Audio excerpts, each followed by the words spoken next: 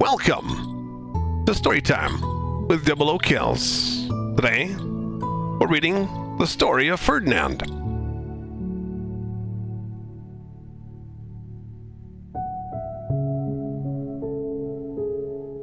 The Story of Ferdinand by Monroe Leaf, illustrated by Robert Lawson, a Puffin Books publication.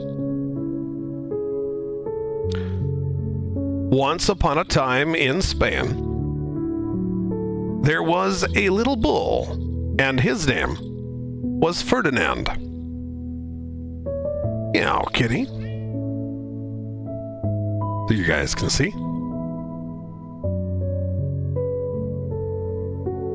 All the other little bulls he lived with would run and jump and butt their heads together. But not Ferdinand.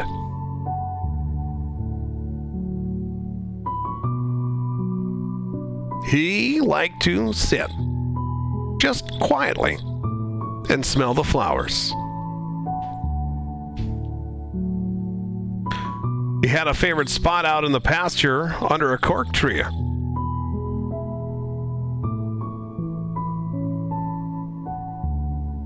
It was his favorite tree, and he would sit in its shade all day and smell the flowers. You look very closely, you can see at the bottom there, way down there, two bulls butting heads while he sits at the tree.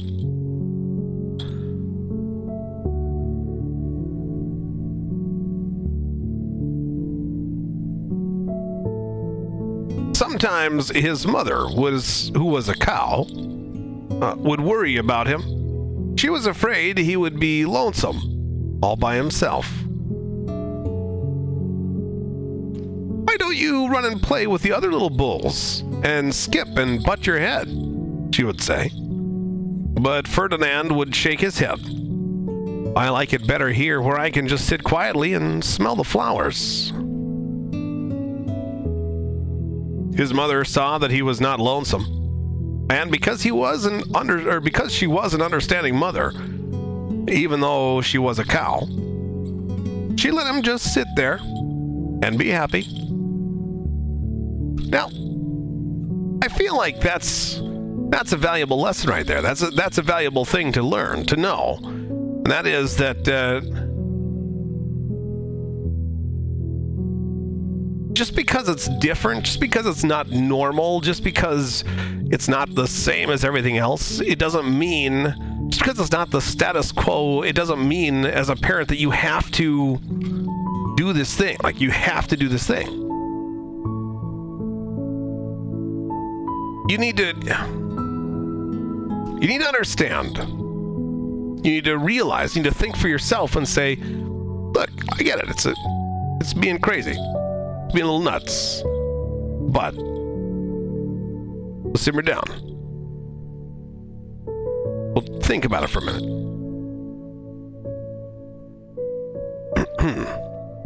As the years went by, Ferdinand grew and grew until he was very big and strong. All the other bulls who had grown up with him in the same pasture would fight each other all day. They would butt each other and stick each other with their horns.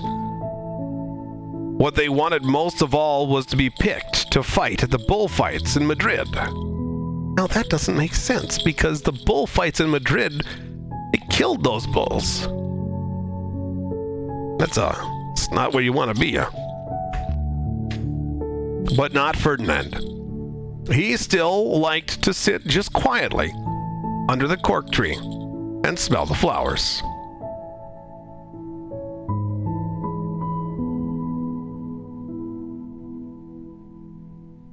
Alright, guys. Normally I don't read chat, but mods, you can feel free to slow things down or be a little pushy here.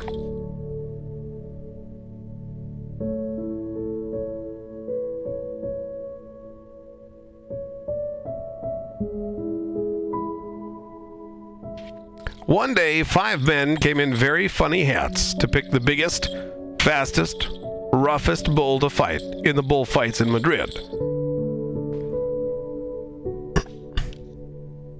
Okay, I just have to show you guys. I respect those mustaches. Hello? Look at those mustaches. Let's go.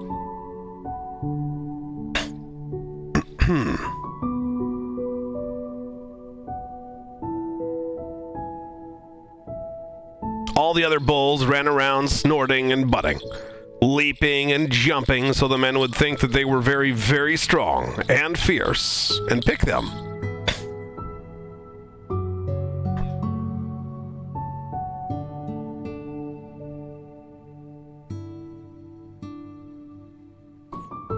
He didn't look where he was sitting, and instead of sitting on the nice cool grass in the shade, he sat... Wait, what happened here? Sorry, just a page. Ferdinand knew that they wouldn't pick him, and he didn't care. So he went out to his favorite cork tree to sit down.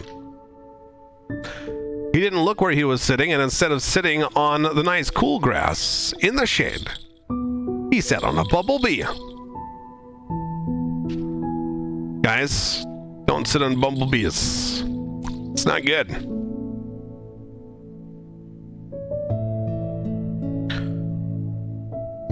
Well, if you were a bumblebee and a bull sat on you, what would you do? You would sting him. And that is just what this bee did to Ferdinand.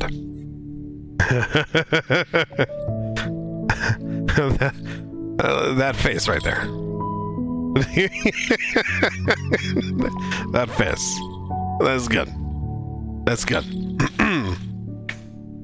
Wow, did it hurt? Ferdinand jumped up with a snort. He ran around puffing and snorting, butting and pawing the ground as if he were crazy.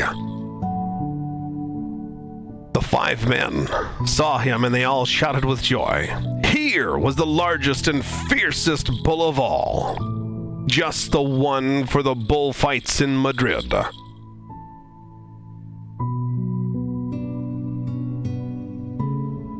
What a day it was. Flags were flying, bands were playing. And all the lovely ladies had flowers in their hair. They had a parade into the bull ring. First came the banderier. No, apologies. Banderieros?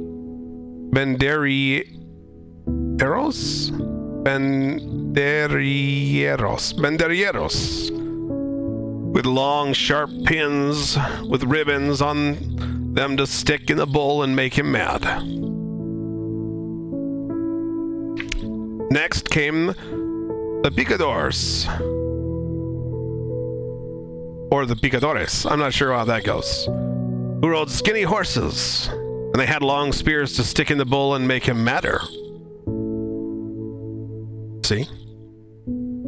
Picadores. Probably picadores. But maybe the picadors. Then came the matador, the proudest of all. He thought he was very handsome and bowed to the ladies. He had a red cape and a sword and was supposed to stick the bull last of all. Yes, he's supposed to kill the bull. That's what he's supposed to do, just so you guys know what a matador does. Then came the bull. And you know who that was, don't you? Ferdinand. He's looking pretty meek down there.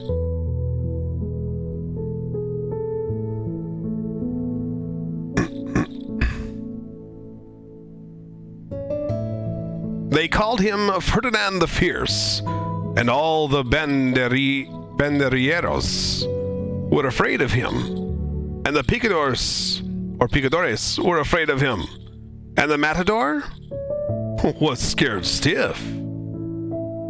Look at this. You were indeed frightened. And look at... Can we get a focus? Can we get a focus, camera? Hello? Camera? Can you focus? No. Well, anyway, he's terrified. And sweating drops of, well, sweat. Ferdinand ran to the middle of the ring, and everyone shouted and clapped because they thought he was going to fight fiercely and butt and snort and stick his horns around. But not Ferdinand.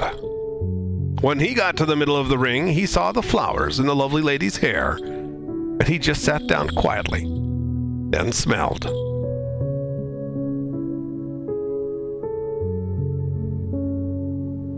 You can see kind of the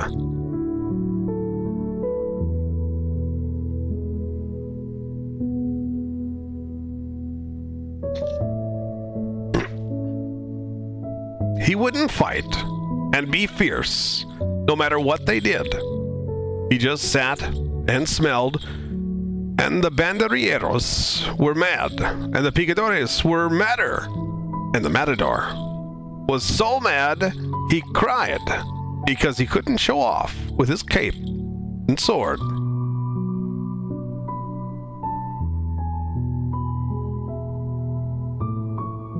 So they had to take Ferdinand home. And for all I know, he is sitting there still, under his favorite cork tree, smelling the flowers, just quietly. He is very happy. The end. I've never read this story before, but I think there's definitely a takeaway that we can see here. And that is that Ferdinand wasn't about to do what was expected of him just because it was expected of him. He wasn't going to do what others thought he ought to do. He was supposed to do just because he was supposed to. He was going to do what he wanted. Now I know sometimes that's not a good thing. But sometimes it is. Sometimes it can be selfish. Sometimes it cannot be. It all matters. It all depends on the attitude of what's driving what you want. Ferdinand was a peaceful bull. Contradiction, by many terms. And yet there he was. Had no desire to fight, had no interest in it. And only got mad when he was hurt. So there you go. You don't have to be what everyone expects you to be. But in all of that, even when the pressure was on, even when there were thousands and thousands of people looking at him, waiting for him to do and wanting him to do what they expected of him, he stood his ground.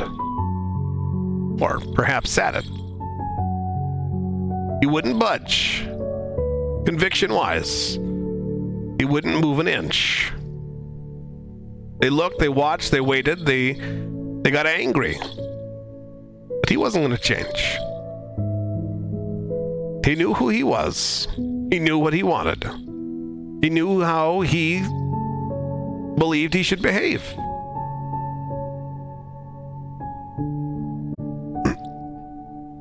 There you go.